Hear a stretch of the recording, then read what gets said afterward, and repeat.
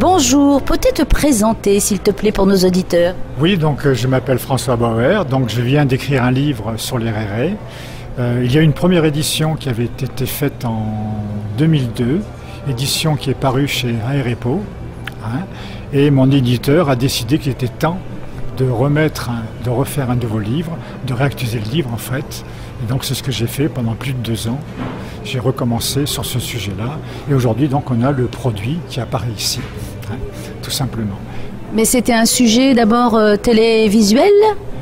Non, nous sommes sur un livre qui était comment je peux exprimer ça? En fait, j'ai découvert les rérés, comme beaucoup de gens qui passent dans ce pays, et j'ai trouvé que leurs conditions dans la société polynésienne devaient être dénoncées. À l'époque, j'étais le correspondant d'Amnesty International, et donc une ONG qui défend les droits humains. Et donc j'ai considéré qu'il fallait écrire sur ces gens-là pour dénoncer leurs conditions d'existence d'abord, et surtout tenter de faire comprendre à la population tahitienne que ces gens sont comme vous, comme moi. Ce sont des gens qui naissent avec un handicap, bien sûr, qui est d'être des hommes biologiques avec dans leur tête, ils se sentent extrêmement femmes. Et donc ils feront toutes les démarches nécessaires pour devenir femmes. Et ça, il faut l'expliquer aux gens qui ne le comprennent pas forcément. Pourtant, dans la société polynésienne, il y avait les Mahou. Alors, nous sommes là sur quelque chose de différent. Le Mahou, effectivement, fait partie de la tradition polynésienne.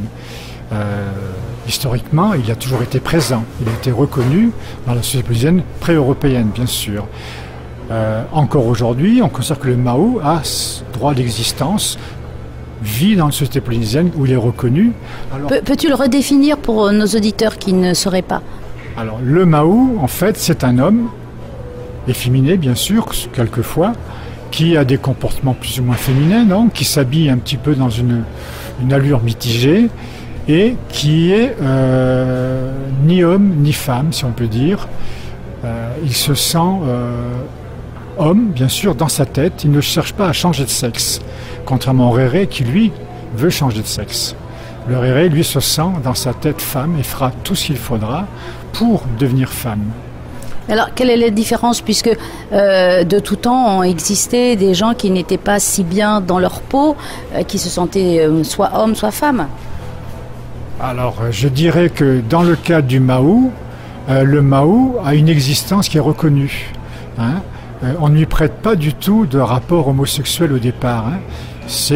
Il a une condition d'existence dans la société traditionnelle qui était qu'il n'était ni homme ni femme, mais le système polynésien voulait l'intégrer en tant que femme. Donc il n'avait pas droit à faire la guerre, il n'avait pas droit au tatouage, il n'avait pas droit à manger avec les hommes, ainsi de suite. Il y avait tout un environnement traditionnel qui faisait qu'il était exclu des hommes et qu'il était plus ou moins intégré aux femmes. Donc c'est vrai que on l'a tout doucement orienté vers des activités où il était, disons, dans les arts traditionnels, dans la danse, dans le chant. Et donc ces activités lui plaisaient, parce qu'il y a un côté féminin, bien sûr, dans ces activités. Et donc très vite, il a été reconnu en tant que tel. Par exemple, le Mahou était quelqu'un qui n'avait pas accès à ce que faisaient les hommes, d'un côté. De l'autre côté, il avait accès à ce que faisaient les femmes. Un exemple typique, le Mahou ne mange pas avec les hommes. Par contre, il mangeait avec les femmes. Il faisait aussi le repas des femmes. Donc on a plein de choses comme ça, je ne vais pas les développer parce que ça va durer trop longtemps, où le Mahou donc avait une existence reconnue. Ensuite, donc, est arrivé donc, nous sommes là dans l'ère pré-européenne bien sûr, Ensuite sont arrivés donc les Occidentaux, avec leur propre morale chrétienne en l'occurrence, qui ont été surpris par ces gens et ont tenté bien sûr de les évincer, de les corriger. Donc là on avait une influence, je dirais, dramatique sur ces gens-là par rapport à l'Église chrétienne en général. Ensuite donc, la société évolue bien sûr, ces gens se sont plus ou moins cachés et avec l'arrivée d'une liberté plus grande dans la sexualité des gens, on a commencé à voir ces gens ressurgir. Ces gens se cachaient, bien sûr, avec leurs défauts. Et donc, ils ont commencé à se réinstaller dans le système polynésien avec la tolérance nécessaire chez les Polynésiens. Donc, je ne sais pas quoi vous dire à ce sujet-là.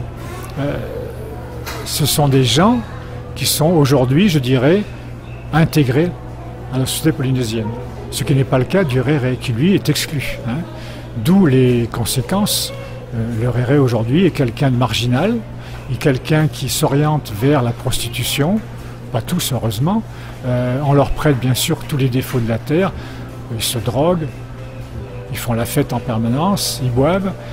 Ça, c'est l'aspect... Bon, on va dire, ils ne sont pas les seuls sur le territoire à boire, à faire la fête et à se droguer. Oui, effectivement. Hein. Mais disons qu'ils mènent une vie tout à fait marginale et à cause de cela, ils vont tout doucement plonger dans une vie qui n'est plus du tout normalisée, quoi. Et dans ceux que tu as rencontrés, est-ce qu'il a été facile d'avoir leur témoignage? Alors bien sûr, c'est une enquête qui m'a pris 4 années d'études. Donc j'ai vécu avec eux, parmi eux. Je me suis presque, je dirais, intégré à leur milieu pour essayer de comprendre comment fonctionnaient ces gens. Donc j'ai vu en face de moi des gens, effectivement, qui sont différents, mais au niveau du caractère humain, ce sont des gens tout à fait normaux pour moi. C'est vrai que ce qui les distingue, c'est que ce sont des hommes sur un plan biologique et que dans leur tête, ils se sentent femmes. À ce niveau-là, eh bien, la société occidentale a reconnu ce comportement, ce qui n'est pas encore le cas ici. Hein. Donc, si vous me le permettez, je vais aborder un aspect qui me gêne beaucoup, qui est donc issu de mon comportement des défenseurs des droits humains. Ces gens n'étant pas reconnus dans le pays, j'ai dit, mais pourquoi ne sont-ils pas reconnus? Bien sûr, on leur prête tous les défauts, à commencer par la prostitution. Et en fait, j'ai découvert en cours de route que ces gens, non, en tant que transsexuels, ce sont des transsexuels. Autrement dit, des gens qui sont reconnus par la société occidentale. Dans tous les États européens et américains, voire d'autres pays, ces gens-là ont des lois qui les protègent, qui les prennent en charge et qui leur permettent d'accéder, bien sûr, à leur statut féminin. Ce n'est pas le cas en Polynésie. En Polynésie, par exemple, je vais être très dur, nous avons un réré qui va rencontrer un médecin pour se faire prescrire des hormones. Le médecin, 9 fois sur 10, va jouer le jeu, bien sûr, donnant ses hormones. Malheureusement, lorsque le réré va se présenter à la CPS pour se faire rembourser ses frais médicaux, on va lui refuser ce remboursement. Pourquoi? Parce que la transsexualité n'est pas reconnue en tant que telle en Polynésie. Et là, il y a vraiment un problème. Il faut donc que les rérés se battent aujourd'hui pour avoir un statut officiel de transsexuel. À partir de là, bien sûr, ils pourront avoir accès à toutes les aides, je dirais, d'État, à toutes les aides du pays, pour pouvoir se former correctement et s'intégrer parfaitement à la société. Alors, ce qu'il faut aussi préciser, c'est qu'ils n'ont pas choisi d'être rérés. Alors oui, je le disais au début de mon commentaire, qu'est-ce que c'est qu'un réré? C'est d'abord un homme biologique, mais dans sa tête, il se sent femme. Et là est toute la question. On ne pourra jamais, quoi qu'on fasse, que fassent les psychologues, les gens comme vous et moi, les médecins, on ne pourra jamais le faire redevenir un homme. C'est impossible. Il est dans sa tête, c'est une femme, et il fera tout pour devenir femme. Il va se sacrifier, il va dépenser tout l'argent qu'il va gagner pour devenir femme. Et est-ce que ce livre est censé les aider? Alors ce livre dénonce d'abord leurs défauts, c'est vrai, explique leur vie quotidienne par rapport... Attention, leur livre précise que je m'adresse surtout à des rérés prostituées. Il y a quand même des rérés qui s'intègrent à peu près dans la société. Et donc partant de là, le livre explique ce qu'est la transsexualité. Il faut comprendre d'abord ce que c'est pour comprendre les rérés. Une fois que le réré est situé en tant que transsexuel, j'explique son mode de vie dans la société polynésienne.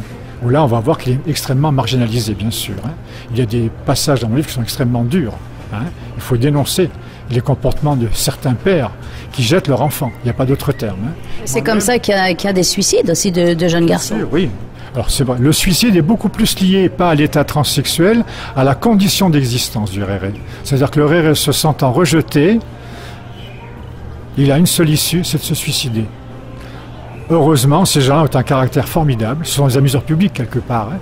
Et donc grâce à cela, eh bien, on va voir ces gens qui vont se ressaisir à chaque fois.